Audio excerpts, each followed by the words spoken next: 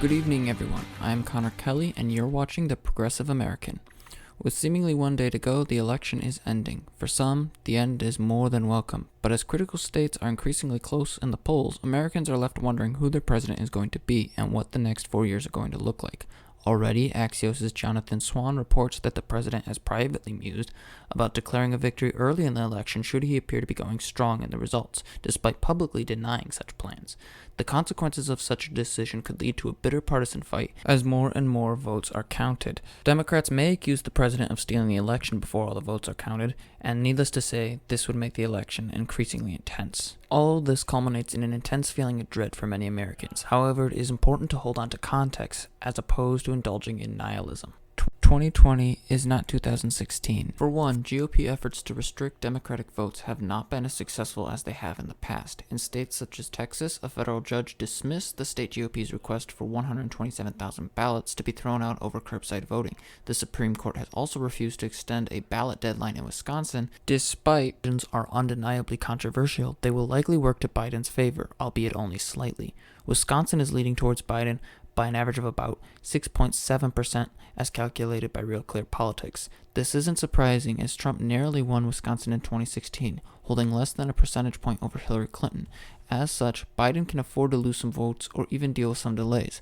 However, Pennsylvania, Florida, Arizona, and North Carolina are key states that could decide who sits in the Oval Office. Pennsylvania is remarkably close as Trump only won the state by 0.7% in 2016, and that was with the third-party candidate Gary Johnson taking 2.4% of the vote. He has no such third-party candidate to improve his chances here, and Biden currently leads with an average of about 2.6%.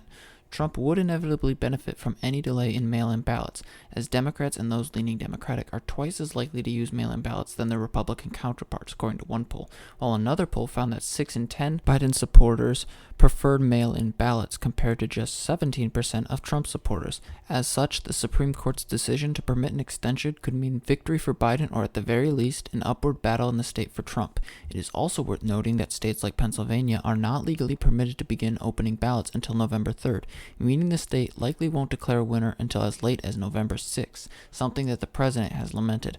While I would normally say that a state like Pennsylvania will go blue this year, the current delays give me pause, although I wouldn't say that Trump has a good chance of winning it either. North Carolina, another state that Trump won in 2016, is on shaky ground for the president. Trump won the state by 3.6%, but now trails Biden by 1.8 points, with Biden having the support of an average of 48.9% of voters to Trump's 47.1%.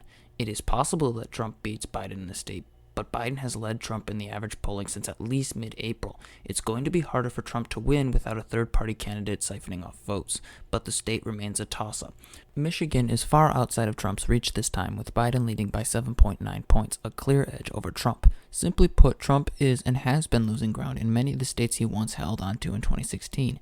In Florida, Trump is down 2.5 points, making it a toss-up as well. But again, a loss in Florida, a state which will likely be more efficient in its vote counting than Pennsylvania, would mean that Trump's chances for re-election would diminish significantly. He cannot afford to lose Florida or Pennsylvania.